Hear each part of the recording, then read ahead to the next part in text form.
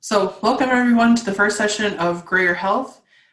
We thank you for joining us, whether it's live or viewing later at your convenience as we start this new program and this new format. This is the first time that Jess and I are both working on Zoom for webinars, so thanks for joining us. I'd like to give you a little bit of background. Grow Your Health, the idea started last year with the idea that there's a lot of components to raising a garden and just figuring out how it affects our health and everything. So we're trying to bring it together over probably 6 sessions. And we'll be covering everything from starting your garden today to by the end of this program, what to do to get ready for winter. So everything from little tiny seeds to it's all grown, now it's gone, how do we get ready for next year? And then from my side in the health perspective, just talking about the different ways that our fruits and vegetables can benefit our health, and talking about things like sun safety, physical safety while we're gardening, just to kind of give us the whole complete picture here. So I'm going to let Jess start first with our gardening, and then I will come back to you all and talk a little bit about our health messages for today. So Jess? All right. So we'll just go talk a little bit about starting our garden at home, whether you're starting from scratch or you're just starting this year over and what you already had. Just a few of the basics to give us some ideas, maybe some out-of-the-box ideas to get some fresh fruits and veggies grown at home. So we want to start a garden at home, but we don't know where to start, right? So we're going to figure it out, and step by step, super easy. A lot of it can be done with stuff you already have at home. So where will your garden be? One of the options for your garden is to have it in containers. If you don't necessarily have the space in your yard to put it in the ground, or don't necessarily want to tear up your yard to put it in the ground, we have the option to use containers. So think outside the box. You can use the traditional planters that you can get at a store. Reuse old ones if you had, plants that were given to you, or like small hanging baskets, anything like that, you can reuse it. You see in the middle here, these are like some muck buckets. If you have some of those old ones sitting around, they might have some cracks in them or something. They won't hold water anymore, but you'd be able to fix them up and use them for planters. Old buckets, they make these new biodegradable bags now that will hold the soil. And, if they start to rip or break down, again, they're biodegradable when you throw them away, so it's less of a footprint that you're leaving there. Like you can see up here in the corner, they have all these pots kind of gathered, look like on a patio or whatever, which works. Or down here, they have some smaller pots and they have them stacked up so you can use more. So it just kind of depends on how much you want to bite off at a time for containers. Just start, if you don't have any started, start with a couple. Start them small and just see where you go from there. If you got a good green thumb and can keep them all alive, just keep adding more containers. But that's one option for your garden at home. Another option is kind of the in-between of having your garden in the ground or containers, and those would be raised beds. So raised beds are ideal if you don't have the best soil maybe in your yard. Again, if you don't want to tear up a lot of your ground, you can use raised beds. Now, some of these are very large areas of raised beds, but then again, you can do just like this one small one in the corner, or these few small ones back by your fence or something like that. It doesn't have to be a huge operation to use raised beds. These are an easy DIY. You could build them yourself. We've built them before out of just scrap pieces of lumber we had from other projects. So it's not like you have to go out and buy brand new lumber to do this. If you have, leftovers from other projects, I guarantee you can probably come up with some kind of raised bed out of them. Minimum, they should be 6 inches deep for the rooting process, especially if you're not putting them on soil. If they're going to be sitting on more of a rock base or something like that, at a minimum, they need to be 6 inches deep. Ideal is that they are 12 inches deep. That gives enough rooting area for almost anything that you're going to grow. So these are a really good option. These are actually, I think, what we're going to put in our backyard, just because our soil is not that great. So we can haul in soil, topsoil, potting soil, to make that opportunity for us to have a garden in an area that the soil might take a lot of work to get good enough to have a good garden. So then finally, the traditional gardens are in the ground, right? And they do not have to be big at all. Again, you can just pick off a little corner in your backyard. And again, managed correctly, a very small space can provide for a large family. But you're going to have to be very intensive about your weeding and things like that if it's a smaller space and you want to plant a lot in it. We want to make sure that wherever you pick has plenty of sunlight, and that when you're thinking about where it should be in your backyard or front yard or wherever it's going to be, make sure that you're not up against a house or a building, because that's going to cast a shadow over where your garden is going to be depending on how the building is oriented. Just make sure that you check a few times a day and make sure that the area is going to get plenty of sunlight. Can't really see this one up here, but down here you can see they have some fencing around them because our critters are going to want to get in there and eat, right? So just like we want fresh, delicious fruits and veggies, our animal friends also want fresh, delicious fruits and veggies. So while this one down here is not going to keep deer out, it may keep a few rabbits out or some other small ground animals. This one over here might be better off at keeping some deer out, but they're still going to jump over most of that. So depending on where you're at, you also want to think about what kind of nuisance animals are going to be around that you need to keep out. All right, so now hopefully you've decided where you're going to have your garden. If you're going to have it in containers, if you're going to have some raised beds somewhere, or if you're going to have a spot that you can put it in the ground outside. So now that we know where we're going to put our garden, what are we going to put in it? Are we going to start with just plain seeds? Or are we going to start with starter plants? So one of the things, if you've been following our Facebook page, one of the things that we do is we start seeds. Usually we have a pretty nice setup in the office where we have some grow lights and we start lots and lots of seeds during the spring, early spring, but unfortunately we weren't able to do that this year. So I've started one small tray of them, kind of looks like this tray here, small tray of them at home. So, but if you don't have to have these trays to do it. Now you can get these trays pretty much anywhere, your lawn and garden stores, things like that. But if you have an egg carton at home, if you have some eggshells at home, even if you have some toilet paper rolls, is what these are up here at home, you can start seeds in them. So if you're able to, order seeds, or if you have some leftover seeds at home and you have some of these other things, you're able to start those seeds at home without having to go out and get one of these trays. Or these right here are some, they're pods basically of dirt, and they expand once you get them wet. But this is a good way and an affordable way, because sometimes those starter plants can get pretty expensive. So if you want to grow a lot of plants and you want to grow a good variety of plants, sometimes it's cheaper to start them indoors. Now, depending on what you want to start, you're probably going to start them inside around 4-ish weeks before you're going to take them out. And again, that varies a lot from type of plant.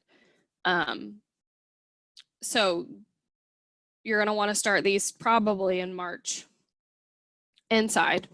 And then once they get big enough, healthy enough root structure to take outside, you may transfer them into a little bigger of a pot so they have more room to go, or you may transfer them to that raised bed or into the ground.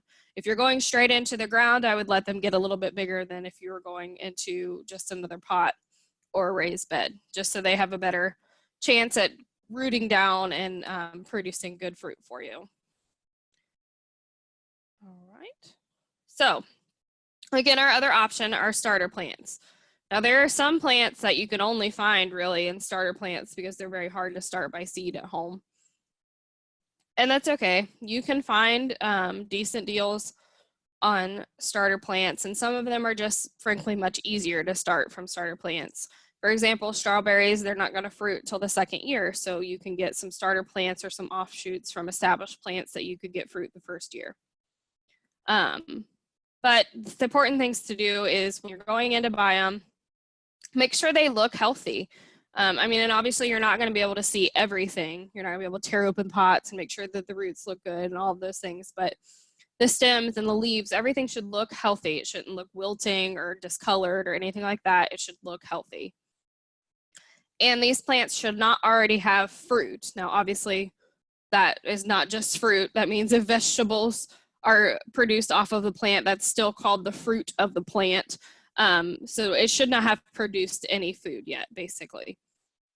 That means that the plant is too far along, basically, in its growth process, and it's kind of conformed to that small pot and may not do well when you take it out and try to transplant into a larger area.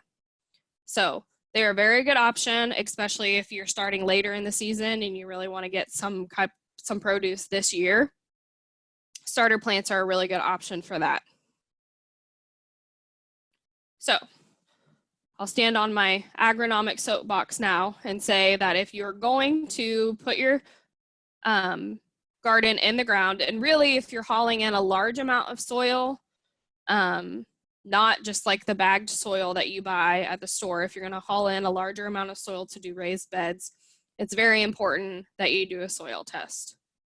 And so what soil test is going to tell you is how healthy your soil is. And it's going to tell you the pH of your soil, because all of our fruits and vegetables have a certain pH that they like to grow in, okay? And so you can get that pH pretty close for nearly all of them, but that's not something you're going to know unless you run that soil test. So this right here is very small and you can't see it very well, but you will take a core. This is a core right here. You'll take several cores of the area that you want to test. You'll bag it up and you'll send it in to, usually the local soil and water department can help you send it in, or you can send it yourself straight away to, we usually use Spectrum Labs. And they have a whole process for how you would send that in, but you send it in and they send you back a report that tells you what your soil looks like as far as the nutrients it has in it and the pH. And so from that report, we can tell what your soil needs to help you produce better, or what it might have too much of, and how we can buffer that to make your produce come out a little bit better. This is really important. If you've already started a garden and you don't produce quite as much as you think you should, we can still soil test and help do that. There are ways to adjust the nutrients in the soil organically, so it doesn't mean that we have to pump a lot of chemicals into it either. It's just very important to know where you're starting with in your soil. Now, if you're just using the bagged soil from the bagged potting soil, it's not as big of a deal because this is all done at the corporate level there. But if you're going to haul in soil or use just your backyard soil, it's very important. All right, so finally, this is my last slide. How much do we want to plant? And so it's important, I think, we want to have enough for our family. It's also important to not plant too much that we can't manage, too much that we're going to waste if we don't have people to share it with, but still enough to provide everything that we want. So this is just a simple guideline. This would be for 4 people. So they recommend 5 tomato plants, which if you have very prolific tomato plants might be a little much in my opinion, depending on how many tomatoes you like. 5 feet of onions, 3 pepper plants, 3 poles of beans, 10 feet of lettuce, and 10 feet of carrots. So obviously this is going to be different if you're a family that really eats a lot of peppers, really eats a lot of tomatoes, but it's a good place to start if you really just have no idea of how many plants you need to feed your family. So I think that's all I have for, gardening. And again, I don't know if Kate will put up our information later. I forgot to put it on the last slide there, but you can contact us through Facebook, through our phone number still, and through our emails if you have any questions about that, and we will move on to the next topic. So, session number 1. Just a real quick overview of all these sessions. My intent behind this is to offer us evidence-based information for 2 reasons. The first being the field of nutrition research is constantly changing. So you may hear one message today, and then it seems like 2 weeks later, there's a completely different message about whether a food is good or bad, or what particular nutrients it's bringing to the table. The reason for that is it is relatively new. We may not have had technology in the past or quite the understanding of a different fruit or vegetable in the past. And as people keep looking at that, we keep gaining more information, which is kind of a good thing. So we keep getting new information, can keep making more informed decisions. The second part is our evidence-based information does not come with an agenda. So sometimes the messages we hear about things like, is corn syrup good or bad for you? Is sugar good or bad for you? Is kind of dependent on who did the research, who's sharing the message, and what, and we have no agenda. We're just sharing the best information that we have. The second thing, the direct ties to your health. So I think most of us have that concept of fruit and vegetables are good for us, and then it kind of stops there. We can't really say why they're good for us. And we'll be talking about some of the very specific reasons so that you just have more information. There's not going to be a test. There are no quizzes. You don't get extra points for knowing all this stuff, but having that extra information can help you make different decisions for your family, and we want you to have all that information. And finally, we just want to offer encouragement. So gardening can be kind of an overwhelming process sometimes, whether it's because things are growing way too rapidly, or the weeds are growing way too rapidly, or it rained too much this week. Same thing with health information. As we keep giving this to you, keep giving this information, sometimes I know I get to a point where it's like, wow, there's so much information coming in. I don't know what to do with all of it. So we just want to be here as an encouragement. So you can do this. You've got this. Here's how we can help. No judgment, just help. And also, I'm all about adaptation. So if we're sharing information with you and you think, you know, a little bit of this works for me or works for my family, but I kind of want to tweak it to make it even better for us, let us know what some of those adaptations are. First of all, because it gives us more information and we can provide a better program in the future. Also, it's just really cool to know what works for some people and, you know, the new directions you might take some things. So we've gone through Jess's message about getting started with the garden, whether you're starting those seeds from scratch or you're buying those plants from the nursery. As you're making those decisions about what you want to buy, what is in there for you? Why do we care so much about these fruits and vegetables? So I want to hit on 3 key nutrients that our fruits and vegetables can provide. The first being vitamins. So we've got vitamins A, B, C, D, E, and K. And they're kind of like players on a football team. So a good football team needs a variety of players who can play any number of positions. And if you're missing people for 1 or 2 of the positions, it's not going to be an effective team. So if you have 20 quarterbacks and no wide receivers, points are probably still going to get scored, but it's going to be really inefficient and really difficult. Same thing with our bodies and vitamins. We have those 6 vitamins. They do a number of different things for our bodies. They help keep our immune system strong. They help keep our skin, hair, and nails strong, keep our bones and teeth strong, helps with our energy levels even.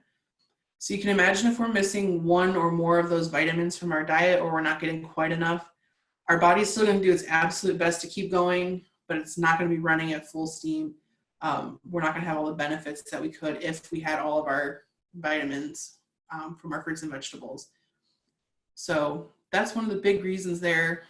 The second nutrient is fiber. So there are 2 different types of fiber. There's soluble fiber, which kind of dissolves in water, and insoluble fiber, which does not. The soluble fiber will kind of turn into a gel, and it takes a little bit longer to digest. So that's beneficial for us because it makes us feel full for a longer period of time. And that can keep you from feeling like you need to eat more than you actually do. And for people with diabetes, or for people who are at risk of developing diabetes, it takes a little bit longer to digest. So that blood sugar spike you sometimes see after you eat a meal, it doesn't go up and then come back down if you're having, like it would if you had something like white bread or white rice or something like that. It'll kind of go up and it'll stay steady and kind of come down. And if you have diabetes, or you know someone who has diabetes, it's important to keep your glucose levels as steady as possible. Soluble fiber really helps with that. We get a ton of soluble fiber from our fresh fruits and vegetables. The insoluble fiber isn't really digested by the body, but it keeps everything regular. And that's great because it helps prevent against conditions like diverticulosis, helps prevent against constipation. So fiber is really a key nutrient. We get a lot of that from fruits and vegetables. Last but not least, phytonutrients. If you're not familiar with these, they are super cool and interesting to learn about. At least I think so. I found out this week that there are actually over 21,000 different phytonutrients, which is just absolutely insane.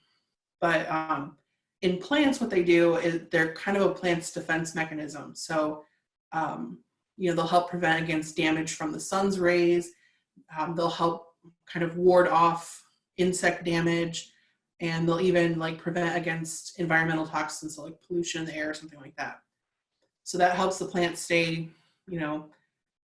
safe, growing like it should, all that stuff. For we as humans, it can do a number of different things like prevent against certain types of cancers. It can help, with lowering cholesterol levels. We'll talk about that in just a second with one of the foods I'll mention.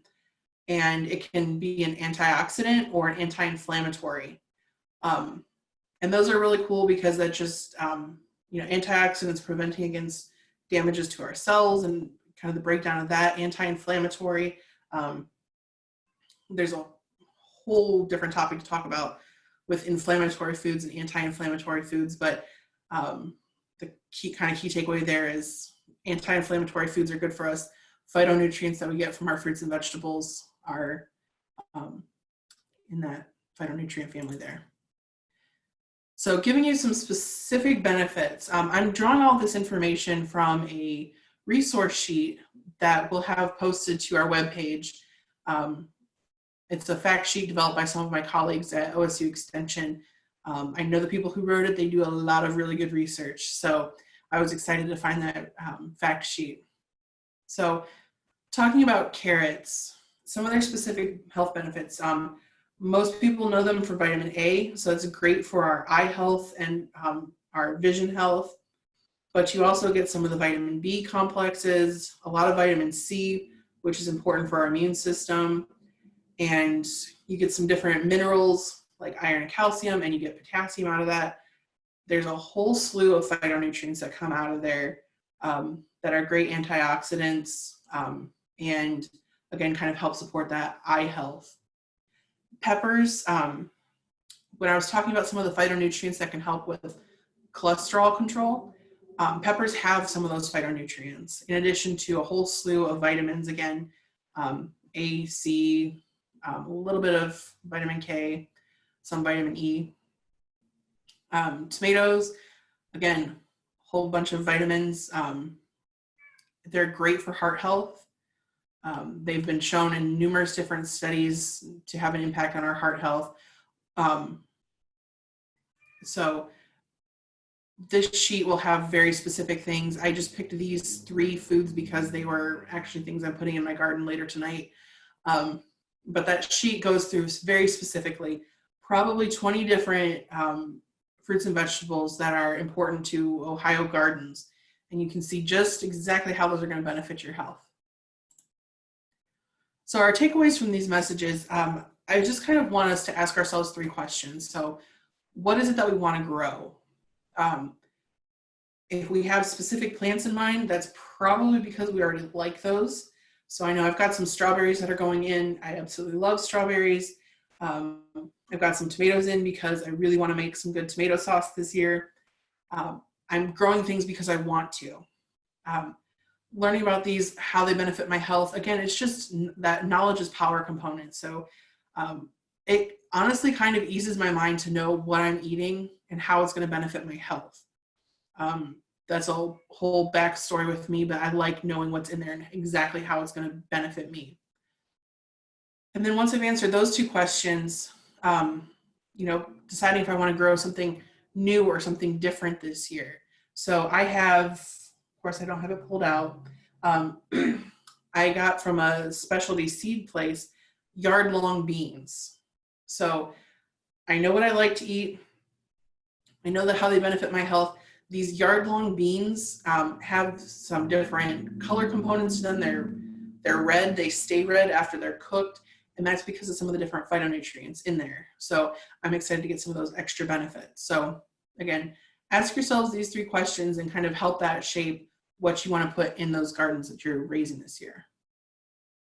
So that's our nutrition message. I want to spend just a second talking about some physical activity reminders here. If you could have seen me Saturday, I lost a fight to a wheelbarrow, and a couple other fights to gardening stuff. I was pretty much confined to the couch on Sunday because of how like sore I was, because I went from kind of sitting behind my desk at the office and sitting at my desk here at home, not really out there doing any kind of physical work, whereas gardening is a very physical process. So if you haven't reached that stage of gardening yet, hopefully we'll give you some tips to prevent that. If you know exactly what I'm talking about and you're nodding your head going, yeah, I've been there, here are some things that'll maybe help us going forward. So stretching, a lot of times you'll hear people tell athletes you need to stretch before you exercise. No exercise is not running a 5K. It's not lifting 100-pound weights or anything like that. But there still is a lot of movement that we're not usually prepared for fully. So stretching just gives our muscles a chance to kind of wake up and get ready for that bending, that twisting, that stooping down that we're going to be using when we garden. So it doesn't have to be anything super fancy. It can be as simple as just doing a couple of head rolls around a couple of times, stretching your arm out in front of you. You can also do, I like this one, some trunk twists. So you just cross your arms like this and don't turn your head and then move. Turn your trunk as far as you comfortably can. You don't have to force yourself. And just do that back and forth about 4 times. Again, that's just getting things stretched out. Some people like to do ankle rolls, so just rolling your ankle in a circle. I used to do an exercise in physical therapy when I had some tendon issues where you just pretend that you're pressing the gas pedal down in your car, so just flexing your foot backward and forward. And that can be helpful. I have lower back and hip tightness sometimes, so I like to just kind of bend over and kind of reach for the floor, not absolutely trying to touch the floor, just kind of letting my arms dangle a little bit. That stretches out the lower back. Whatever is going to help you be a little bit more loose, a little bit more limber, and less likely to have issues with stiffness and soreness after the fact. Modifying your methods. So this is talking about 2 different things. One is kind of your habit and your routine. So some of us are kind of like, we're task oriented. So I know I need to go out and weed the entire garden, or I know that I need to go out and fill all of my, and I have to do this today, fill all of my raised beds with soil. And we just kind of start and we keep going without kind of taking cues from our body, like you're pushing it just a little bit much. So one of the modifications is looking at your task list and going, I have to do XYZ things, but we'll work for, a modification would be saying, I'm going to work for 20 minutes and then I'm going to go take a 5-minute break. And just for 5 minutes, maybe get a glass of water, maybe sit down, maybe do a couple more stretches, something that's going to kind of give your body a break. This can be especially helpful in the summertime. So if you're someone who gets out like 9-10 o'clock in the morning, it's not the warmest part of the day, but it's still pretty warm. And if we push ourselves, we might get dehydrated. Those breaks give us a chance to get out of the sun, cool off a little bit, rehydrate, all that good stuff. Other modifications are like physical modifications to some of the tools we use. So if you are just doing a little bit of work and you're using like a hand shovel or a hand rake, you'll know that grip motion, it starts to hurt after a while. Your hand, your fingers, all that stuff. You can make little modifications like finding pipe insulation that would fit around that tool.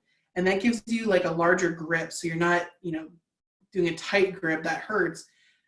You've got some grip that you can still control the tool, but it's not going to have as much impact on your joints.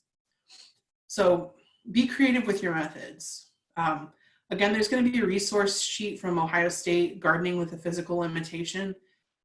There's just a ton of good information there about different little things that we can do to make gardening an easier process so that we can fully enjoy it.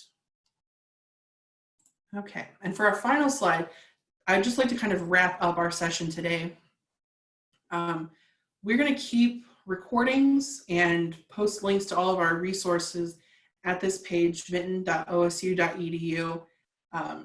When you log on to the site, you'll see a program area page where we have 4-H youth development, family and consumer sciences. We also have ag and natural resources. All this information will kind of be hidden, I shouldn't say hidden, will be kept there so that you can access it whenever. We'll also be sending all this information, all these resources to you with a link to your recording sometime in the future once we get some branding stuff put on this video. And we'll also be sending out a survey. You are not required to fill these out. We're not going to track you down and match things up. But we do ask that if you are participating in this, whether it's live or viewing a recording later, fill out this brief survey. Let us know what you think. Again, this is the first time we're offering this program, so this content is kind of new in this format, and using Zoom is new for me anyways. Let us know how we can improve. Let us know how we can make things better. We would appreciate that. And last but not least, pictures. So as we go through this process, Jess has been taking pictures of the seeds she started. I'm going to start taking pictures of my gardens and what they look like right now. Take pictures of your gardens and share them with us. Take pictures of some of the dishes you're creating with these foods. Take pictures of the way you're preserving them for future use. If you're canning, if you're freezing, if you're drying, something like that. It's great to see what other people are doing. Also, I may from time to time ask you if I can use that photo with your permission to advertise the program a little bit. Say, hey, look at this fun we're all having together. So those are kind of our final closing things. So with that, Jess and I are going to close today, and we will have information out to all of you in the next week or so about upcoming dates and topics and all that good stuff. But in the meantime, happy gardening.